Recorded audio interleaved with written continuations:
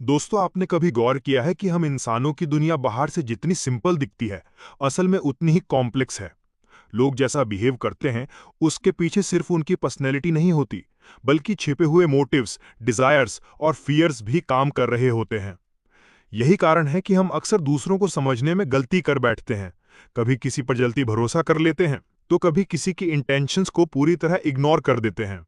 Robert Green की किताब the laws of human nature हमें सिखाती है कि इंसान के व्यवहार को गहराई से कैसे डिकोड किया जाए। ये सिर्फ सेल्फ हेल्प नहीं है, बल्कि एक तरह की रोड मैप है जो आपको दिखाती है कि लोग असल में क्यों वैसा करते हैं जैसा करते हैं। और इस जर्नी की शुरुआत होती है सबसे बुनियादी लेसन से, लॉ वन, इरेशनैलिटी को समझना। क्योंकि हम सब सोचते हैं कि हम लॉजिकल हैं, लेकिन सच ये है कि हमारे डिसीजंस ज़्यादातर इमोशंस ड्राइव करती हैं। अब सवाल यह है कि क्या हम इन इमोशंस को पहचान सकते हैं और उन पर कंट्रोल पा सकते हैं। चलिए लॉ वन से शुरुआत करते हैं। लॉ वन, अपनी भावनाओं पर काबू पाओ। Master your emotions. हम इंसान सोचते हैं कि हम पूरी तरह रैशनल हैं, लेकिन असलियत यह है कि हमारे फैसले ज्यादातर भावनाओं से प्रभावित होते हैं। डर, गुस्सा, ईर्ष्या या लालच, ये सब हमें अंदर से कंट्रोल करते हैं। अगर कोई इंसान गुस्से में कोई बड़ा फैसला लेता है, तो बाद में उसे पछताना पड़ता है। ग्रीन कहते हैं कि असली ताकत यही है कि आप अपनी भावनाओं को पहचानें और उन पर काबू पाएं। जब भी कोई स्ट्रांग इमोशन आए, जैसे गुस्सा या दुख, तो तुरंत रिएक्ट करने के बजाय पॉज करें, सिचुएशन को ऑब्जर्व करें और फिर जवाब दें। उदाहरण के लिए, अगर ऑफिस में बॉस ने आपको डांट दिया और आप उसी समय पलटकर जवाब दे दोगे, तो नुकसान आपका ही होगा। लेकिन अगर आप ठंडे दिमाग से सोचोगे और बाद में कामली अपनी बात रखोगे, तो रिस्पेक्ट भी मिलेगी और रिजल्ट भी बेहतर होगा। जब आप अपनी भावनाओं पर काबू पाना सीख जाते हैं, तो अगला कदम है दूसरों की भावनाओं और असली नेचर को समझना। और यही हमें ले जाता है अगले लॉ की तरफ। लॉ टू, लोगों के मुखौटे के पीछे झांकना सीखो। Transform self love into empathy. हर इंसान अपने चेहरे पर एक मुखौटा पहनकर चलता है। सामने से वो फ्रेंडली, हम्बल या सपोर्टिव दिख सकता है, लेकिन अंदर से उसकी असली फीलिंग्स कुछ और हो सकती हैं। रॉबर्ट ग्रीन हमें सलाह देते हैं कि हमें यह समझना चाहिए कि हर इंसान सबसे पहले खुद को प्यार करता है, यानी उसकी दुनिया का केंद्र वही खुद है। लेकिन अगर हम सिर्फ खुद के बारे में सोचते रहेंगे, तो रिश्ते और कनेक्शंस कमजोर पड़ जाएंगे। इसलिए जरूरी है एम्पैथी, यानी दूसरे इंसान को उसके नजरिए से समझना। जब आप सुनते हैं, ऑब्जर्व करते हैं और जेन्युइनली दूसरों की जरूरतों को समझते हैं, तो लोग आपके साथ जुड़ने लगते हैं। उदाहरण है, अगर आपका दोस्त उदास है और आप बार बार सिर्फ अपनी बातें करते जा रहे हो, तो वो और दूर हो जाएगा। लेकिन अगर आप उसके दर्द को सुनोगे, महसूस करोगे और समझने की कोशिश करोगे, तो वो दोस्ती और मजबूत होगी। जब आप दूसरों की भावनाओं को समझने लगते हैं, तो अगली बड़ी चुनौती होती है उनके छिपे हुए इरादों को पहचानना। और यही हमें ले जाता है अगले लॉ की ओर। लॉ थ्री, लोगों के छिपे इरादों को पहचानो। सी पीपल्स मास्क। लोग हमेशा वही नहीं होते जो वो दिखते हैं। कोई बहुत चार्मिंग हो सकता है, लेकिन असल में सेल्फ सेंटर्ड हो सकता है। कोई बहुत हेल्पिंग दिख सकता है, लेकिन अंदर से फायदा उठाने का सोच रहा हो। रॉबर्ट ग्रीन हमें सलाह देते हैं कि हमें लोगों के वर्ड्स पर नहीं, बल्कि उनके एक्शंस पर ध्यान देना चाहिए। असली इरादे अक्सर छोटी छोटी चीजों में दिखते हैं। उनकी बॉडी लैंग्वेज, उनकी नजरें, उनकी टाइमिंग। उदाहरण है, अगर कोई इंसान बार बार आपके अचीवमेंट्स को छोटा दिखाने की कोशिश करता है, तो शायद वो जलन यानी एनवी से ड्रिवन है। अगर कोई सिर्फ तभी दोस्त बनता है जब उसे फायदा चाहिए, तो ये उसका असली मोटिव है। इसे समझने का सबसे अच्छा तरीका है पेशेंस और ऑब्जर्वेशन। जल्दी ट्रस्ट मत करो, बल्कि ऑब्जर्व करो कि समय के साथ उनका बिहेवियर कैसा है। अब जब हमें पता चल गया कि लोग क्या छिपाते हैं और असली इरादे कैसे समझने हैं, अगला स्टेप है एक गहरी मानवीय कमजोरी, ईर्ष्या को समझना और उससे बचना। लॉ फोर, ईर्ष्या को समझो और संभालो। Recognise and neutralise envy. ईर्ष्या इंसान की सबसे छिपी हुई भावनाओं में से एक है। अक्सर लोग इसे स्वीकार भी नहीं करते, लेकिन अगर गौर से देखें तो हर जगह ये मौजूद है। ऑफिस में किसी का प्रमोशन हो जाए, पड़ोसी की नई कार आ जाए या दोस्त का रिश्ता बेहतर हो जाए, तो बहुत से लोग भीतर ही भीतर जलन महसूस करते हैं। रॉबर्ट ग्रीन बताते हैं कि ईर्ष्या को नजरअंदाज करना खतरनाक है, क्योंकि ये धीरे धीरे रिश्तों को तोड़ देती है। अगर कोई व्यक्ति लगातार आपकी आलोचना करता है, आपकी गलतियां खोजता है या आपकी सक्सेस को छोटा दिखाता है, तो ये उसकी जेलसी का संकेत है। इससे निपटने का तरीका है, एक तो खुद में ह्यूमिलिटी यानी विनम्रता लाना। अपनी सफलता को शो ऑफ करने के बजाय शेयर करो, दूसरों को भी शामिल करो। दूसरा तरीका है उन लोगों से दूरी बनाना जो सिर्फ नकारात्मक ऊर्जा फैलाते हैं। जब हम ईर्ष्या को पहचान लेते हैं और उसका असर कम कर देते हैं, तो अगला कदम है हमारी असली नेचर को जानना, ताकि हम दूसरों की चालों और अपनी कमजोरियों को समझ सकें। लॉ 5, अपनी शैडो साइड को पहचानो। Know your dark side. हर इंसान के अंदर एक शैडो होता है, यानी वो हिस्सा जिसे वो छिपा कर रखता है। ये हमारी कमजोरियां, डर, गुस्सा या वो डिजायर्स होते हैं जिन्हें हम समाज के डर से दबा देते हैं। लेकिन जितना ज्यादा हम इन्हें दबाते हैं, उतना ही ये अनजाने में हमारे बिहेवियर में बाहर निकलते हैं। उदाहरण के लिए, अगर कोई इंसान अपने गुस्से को हमेशा दबाता रहता है, तो एक दिन वो अचानक ब्लास्ट कर देता है। या कोई बहुत ज्यादा परफेक्शनिस्ट है, तो दूसरों को क्रिटिसाइज करना शुरू कर देता है। रॉबर्ट ग्रीन कहते हैं कि हमें अपनी शैडो साइड को पहचानना चाहिए और उससे कंस्ट्रक्टिव तरीके से यूज करना चाहिए। अगर आप कॉम्पिटिटिव हैं, तो इसे दूसरों को नीचा दिखाने में नहीं, बल्कि अपने काम को बेहतर करने में इस्तेमाल करो। अगर आप एम्बिशियस हो, तो इसे दूसरों को क्रश करने में नहीं, बल्कि अपनी ग्रोथ में लगाओ। अपनी शैडो साइड को एक्सेप्ट करने के बाद इंसान मैच्योर होता है, और मैच्योरिटी का मतलब है दूसरों को समझना और उन्हें वही बनने देना जो वो हैं। यही हमें ले जाता है अगले लॉ की तरफ। लॉ 6, दूसरों को वही बनने दो जो वे हैं। हम अक्सर कोशिश करते हैं कि लोग हमारे हिसाब से बदल जाएं। हम चाहते हैं कि दोस्त हमारी पसंद को माने, परिवार हमारे रूल्स फॉलो करे या कोलीग्स हमारी सोच से सहमत हों। लेकिन हकीकत यह है कि कोई भी इंसान पूरी तरह नहीं बदल सकता। रॉबर्ट ग्रीन कहते हैं कि सच्ची समझदारी यह है कि हम दूसरों को उसी रूप में स्वीकार करें जैसे वे हैं। जब आप किसी को फोर्स करते हो, तो वो रेसिस्ट करता है और रिश्ता खराब हो जाता है। लेकिन जब आप एक्सेप्ट करते हो, तो रिस्पेक्ट और ट्रस्ट बढ़ता है। उदाहरण है, अगर कोई दोस्त इंट्रोवर्ट है और बार बार सोशल गैदरिंग्स को अवॉइड करता है, तो उसे फोर्स मत करो।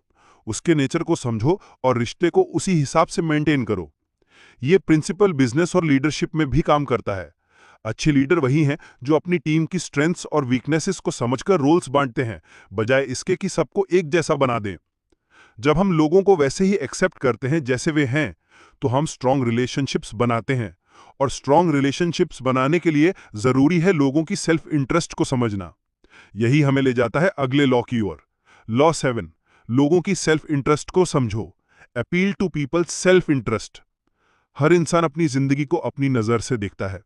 लोग वही काम करते हैं जिसमें उन्हें अपना फायदा दिखाई देता है। यही वजह है कि अगर आप किसी से मदद मांगते समय सिर्फ अपनी जरूरत बताते हो, तो अक्सर निराशा मिलती है।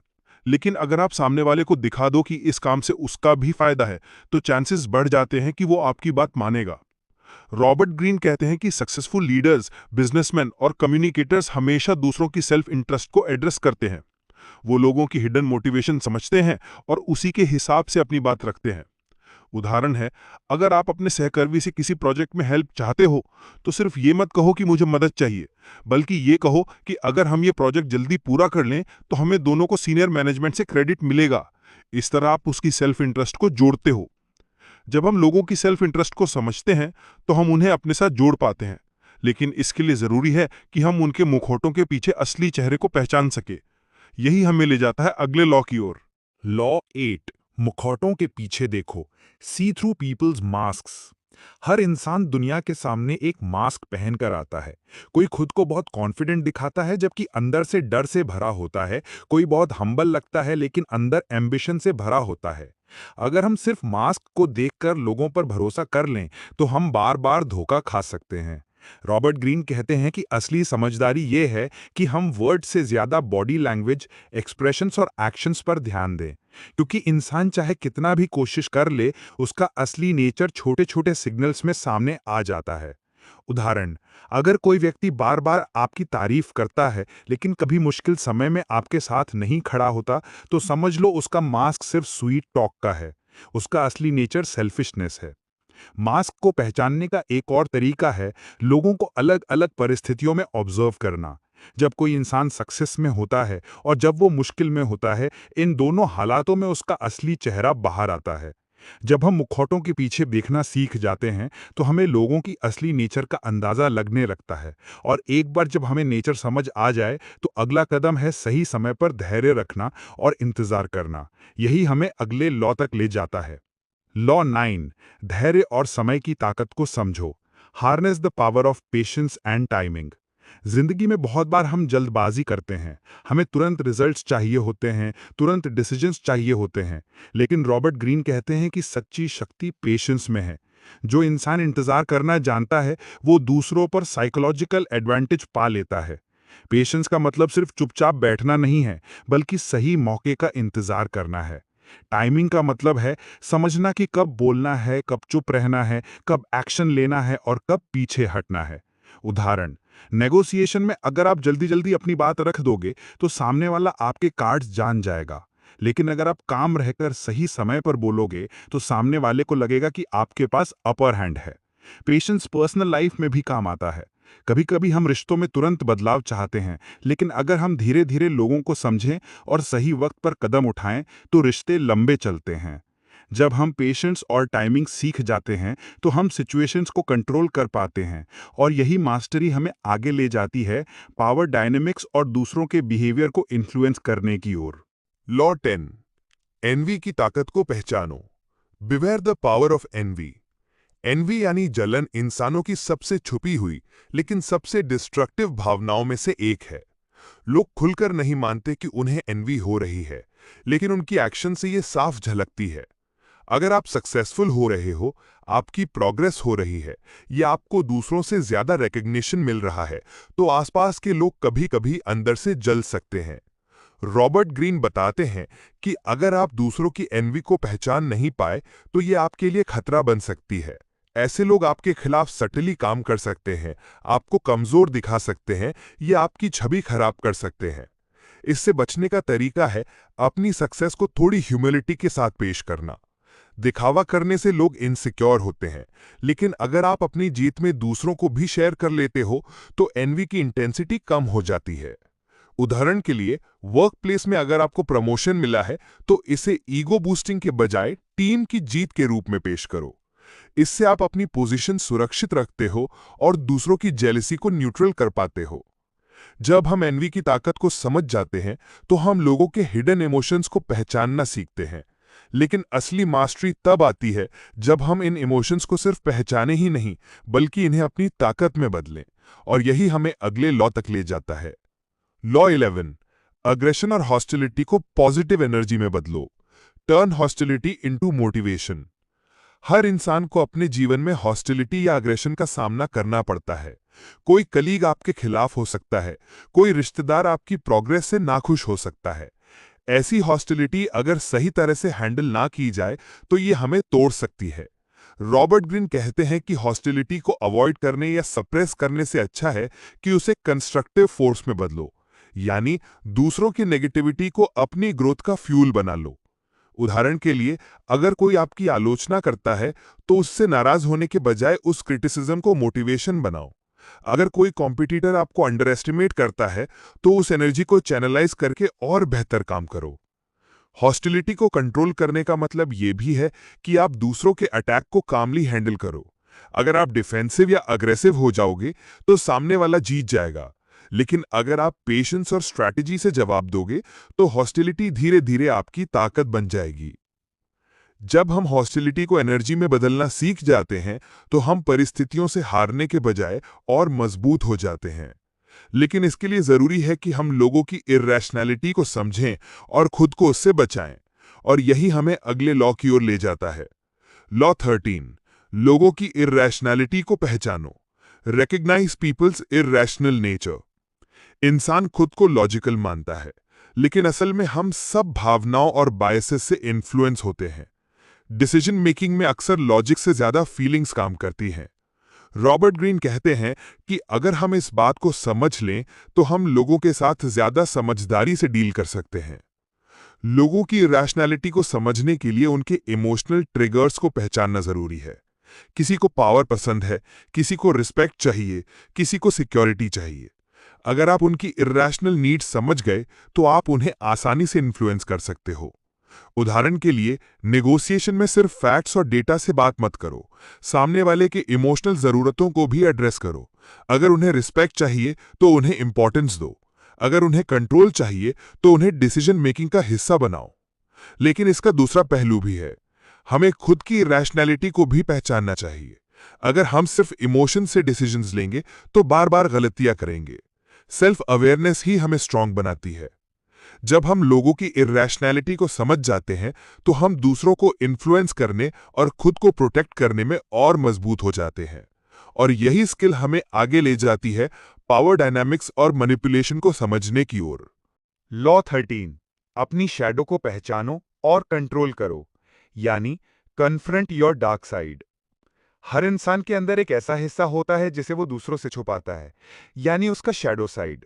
इसमें हमारी सप्रेस्ड डिजायर्स, इनसिक्योरिटीज और वो बातें शामिल होती हैं जिन्हें हम मानना नहीं चाहते। लेकिन ये शैडो अगर अनदेखी कर दी जाए तो कभी कभी अचानक फूटकर बाहर आती है और हमारे रिश्तों या करियर को नुकसान पहुंचा सकती है। रॉबर्ट ग्रीन कहते हैं कि इंसान की मैच्योरिटी वहीं से शुरू होती है जब वो अपने शैडो को पहचान कर उसे इंटीग्रेट करता है। अगर हम मान लें कि हमारे अंदर भी जेलेसी, एंगर या सेल्फिशनेस मौजूद है, तो हम उसे हेल्दी तरीके से मैनेज कर सकते हैं। उदाहरण के लिए, अगर आपको लगता है कि आपके अंदर बहुत ज्यादा कंट्रोल करने की आदत है, तो इसे डिनाई मत करो, बल्कि इसे मानकर इसे पॉजिटिव तरीके से यूज करो, जैसे लीडरशिप या प्रोजेक्ट मैनेजमेंट में। जब हम अपने शैडो को स्वीकार करते हैं तो हमारी ऑथेंटिसिटी बढ़ती है, और ऑथेंटिसिटी हमें दूसरों से गहरे लेवल पर कनेक्ट करने की ताकत देती है। लेकिन कनेक्ट करने के लिए हमें एम्पैथी की भी जरूरत होती है, जो हमें अगले लॉ की ओर ले जाती है। लॉ 14, एम्पैथी की ताकत को अपनाओ, यानी see the world from others eyes. Empathy का मतलब है दूसरों के नजरिए से दुनिया को देखना। जब हम सिर्फ अपने पर्सपेक्टिव से सोचते हैं तो हम दूसरों की रियल इमोशंस और मोटिव्स को मिस कर देते हैं। लेकिन एम्पैथी हमें लोगों के हिडन फियर्स, इनसिक्योरिटीज और डिजायर्स को समझने में मदद करती है। रॉबर्ट ग्रीन बताते हैं कि एम्पैथी सिर्फ रिश्तों में नहीं, बल्कि प्रोफेशनल लाइफ में भी जरूरी है। एक अच्छे लीडर, मैनेजर या एंटरप्रेन्योर को दूसरों के नजरिए को समझना आता है। इससे ट्रस्ट बनता है और लोगों के साथ लॉन्ग टर्म संबंध मजबूत होते हैं। उदाहरण के लिए, अगर आप किसी टीम को लीड कर रहे हैं और कोई मेंबर बार बार मिस्टेक्स कर रहा है, तो सिर्फ स्कोल्ड करने के बजाय एम्पैथी से सोचिए। हो सकता है वो पर्सनल इश्यू से गुजर रहा हो। जब आप उसके स्ट्रगल्स को समझेंगे तो वो आपके साथ और लॉयल हो जाएगा। जब एम्पैथी हमारी आदत बन जाती है तो हम सिर्फ दूसरों की फीलिंग्स समझने वाले नहीं रहते, बल्कि उनके एक्शंस को प्रिडिक्ट भी करने लगते हैं। लेकिन लोगों को सही मायनों में इन्फ्लुएंस करने के लिए हमें उनकी इनर कंपल्शंस को समझना होगा, और यही हमें अगले लॉ तक ले जाता है। लॉ 15, लोगों के कंपल्शंस को पहचानो, यानी understand the patterns of behaviour. हर इंसान के अंदर कुछ रिपीटेड पैटर्न्स होते हैं। लोग बार बार वही मिस्टेक्स करते हैं, वही रिएक्शंस दिखाते हैं और वही डिसीजंस लेते हैं। इसे रॉबर्ट ग्रीन कंपल्शंस कहते हैं। अगर आप किसी के बिहेवियरल पैटर्न को पहचान लो, तो आप उसके फ्यूचर एक्शंस का अंदाजा लगा सकते हो। इससे ना सिर्फ आप खुद को प्रोटेक्ट कर सकते हो, बल्कि दूसरों को इन्फ्लुएंस भी कर सकते हो। उदाहरण के लिए, अगर आपको पता है कि कोई कोलीग हर बार स्ट्रेस में डिफेंसिव हो जाता है, तो आप उसके साथ कामली और स्ट्रेटेजिकली डील करोगे। अगर आपको मालूम है कि आपका फ्रेंड बार बार इंपल्सिव फाइनेंशियल डिसीजंस लेता है, तो आप उसे पहले से गाइड कर सकते हो। रॉबर्ट ग्रीन ये भी कहते हैं कि हमें अपने कंपल्शंस को भी पहचानना चाहिए। बार बार वही गलतियां करना हमें पीछे धकेलता है। सेल्फ अवेयरनेस ही है हमें इन पैटर्न्स को तोड़ने और नए रास्ते अपनाने में मदद करती है। जब हम कंपल्शंस को पहचान लेते हैं तो हमें लोगों के हिडन कोड्स को समझने की ताकत मिलती है, और ये ताकत हमें आगे ले जाती है पावर, इन्फ्लुएंस और मैनिपुलेशन की गहरी समझ की ओर। लॉ 16, एग्रेशन को कंट्रोल करो और पॉजिटिव रूप में चैनल करो। Transform your aggression. हर इंसान के अंदर एग्रेशन होता है।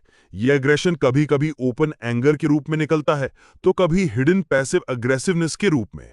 अगर इसे कंट्रोल ना किया जाए तो ये हमारी रिलेशनशिप्स और करियर दोनों को नुकसान पहुंचा सकता है। लेकिन रॉबर्ट ग्रीन कहते हैं कि एग्रेशन बुरी चीज नहीं है, अगर हम इसे सही दिशा में चैनल करें। एंगर और एग्रेशन को सप्रेस करने के बजाय हमें इसे एनर्जी के रूप में इस्तेमाल करना चाहिए। उदाहरण, एक एंटरप्रेन्योर को बार बार फेलियर्स का सामना करना पड़ सकता है। अगर वो अपने फ्रस्ट्रेशन को एग्रेशन में बदलकर और मेहनत करता है तो वो सफल हो सकता है। इसी तरह एथलीट्स अपने एंगर को फोकस और प्रैक्टिस में बदलते हैं, यानी एग्रेशन को नेगेटिविटी में वेस्ट करने के बजाय उसे डिसिप्लिन, हार्ड वर्क और क्रिएटिविटी में बदलना ही मैच्योरिटी है। जब एग्रेशन को हम कंट्रोल करना सीख जाते हैं तो हमें एक नई क्लैरिटी और फोकस मिलता है। लेकिन क्लैरिटी तभी मीनिंगफुल है जब हम जीवन की अनिश्चितताओं को स्वीकार करना भी सीखें, और यही हमें अगले लॉ तक ले जाता है। लॉ 17, अनसर्टेनिटी और केओस को एक्सेप्ट करना सीखो। Embrace uncertainty and change. जिंदगी कभी स्थिर नहीं होती। चाहे हम कितनी भी प्लानिंग कर लें, लाइफ में अनसर्टेनिटी और क्योस आता ही है। ज्यादातर लोग इससे डरते हैं और रेजिस्ट करते हैं, लेकिन यही रेजिस्टेंस उन्हें एंग्शियस और स्टक बना देता है। रॉबर्ट ग्रीन समझाते हैं कि स्मार्ट इंसान वो है जो अनसर्टेनिटी को एक नेचुरल पार्ट ऑफ लाइफ मानकर उसे एम्ब्रेस करता है। जब हम अनसर्टेनिटी से भागते नहीं बल्कि उसे वेलकम करते हैं तो हम फ्लेक्सिबल और अडेप्टेबल बनते हैं। उदाहरण सोचिए, अगर कोई कंपनी सिर्फ पुरानी स्ट्रेटजीज पर अड़ी रहे तो वो जल्दी आउटडेटेड हो जाएगी, लेकिन जो कंपनियां बदलाव को एक्सेप्ट करती हैं और खुद को अडेप्ट करती हैं वही आगे बढ़ती हैं। यानी अनसर्टेनिटी हमें अपॉर्चुनिटीज भी देती है अगर हम उसे ओपन माइंड से देखें। जब हम अनसर्टेनिटी को एक्सेप्ट कर लेते हैं तो हम रिजिड नहीं रहते, हम ज्यादा क्रिएटिव और फ्री सोचने लगते हैं। लेकिन क्रिएटिविटी तभी टिकाऊ होती है जब हम अपने इमोशंस को बैलेंस करना सीखें, और यही हमें अगले लॉ की ओर ले जाता है। लॉ 18, अपने इमोशंस को बैलेंस करो। Balance between rationality and emotion. हर इंसान इमोशनल होता है, लेकिन एक्सट्रीम इमोशंस हमें गलत फैसले लेने पर मजबूर कर देते हैं। वहीं दूसरी ओर अगर हम सिर्फ कोल्ड रैशनैलिटी अपनाते हैं तो हम दूसरों से डिस्कनेक्ट हो जाते हैं। रॉबर्ट ग्रीन कहते हैं कि सीक्रेट यही है, बैलेंस। हमें इतना रैशनल होना चाहिए कि हम क्लियर डिसीजंस ले सकें, और इतना इमोशनल होना चाहिए कि हम दूसरों से जुड़ सकें। उदाहरणतः एक अच्छे लीडर को टफ डिसीजंस लेने के लिए रैशनल होना पड़ता है, लेकिन साथ ही उसे अपनी टीम के स्ट्रगल समझने के लिए एम्पैथी भी चाहिए। इसी तरह पर्सनल लाइफ में अगर हम सिर्फ इमोशंस में बह जाएं तो गलत पार्टनर चुन सकते हैं, और अगर सिर्फ लॉजिक देखें तो दिल से जुड़े रिश्ते खो सकते हैं। इसीलिए हमें अपनी भावनाओं को ऑब्जर्व करना और उन्हें रेगुलेट करना सीखना होगा। जब हम इमोशंस और रैशनैलिटी का बैलेंस बना लेते हैं तो हमारी डिसीजन मेकिंग शार्प हो जाती है, और यही शार्पनेस हमें आगे पावर डायनेमिक्स और इन्फ्लुएंस को समझने की क्षमता देती है, जो अगले लॉज में और गहराई से एक्सप्लोर की जाएगी। तो दोस्तों, आज आपने the laws of human nature के पहले हिस्से में जाना कि इंसान का असली स्वभाव सतह पर दिखने वाली बातों से कहीं ज्यादा गहरा और जटिल होता है। हमने ये समझा कि हमारे डिसीजंस, हमारे इमोशंस और हमारे रिलेशनशिप्स पर अक्सर ऐसी ताकतें असर डालती हैं जिन्हें हम कॉन्शियसली महसूस भी नहीं करते। लेकिन ये तो बस शुरुआत थी, असली जर्नी अभी बाकी है, क्योंकि पार्ट 2 में हम उन लॉज की बात करेंगे जो ना सिर्फ आपको दूसरों के बिहेवियर को डिकोड करने में मदद करेंगे, बल्कि ये भी सिखाएंगे कि कैसे आप अपनी स्ट्रेंथ्स को पहचान कर अपने एनवायरनमेंट पर कंट्रोल पा सकते हैं। तो तैयार रहिए अगले हिस्से के लिए, जहां हर लॉ आपके सोचने और जीने के तरीके को बदल देगा। अगर ये सीखना चाहते हैं कि इंसान किस तरह पावर, इन्फ्लुएंस और मैनिपुलेशन के जाल में फंसता है और उससे बाहर निकलने का रास्ता क्या है, तो पार्ट 2 बिल्कुल भी मिस मत कीजिए। और हाँ, अगर आपको ये वीडियो पसंद आया हो तो चैनल को सब्सक्राइब जरूर कीजिए, ताकि पार्ट 2 की नोटिफिकेशन सबसे पहले आपको मिले।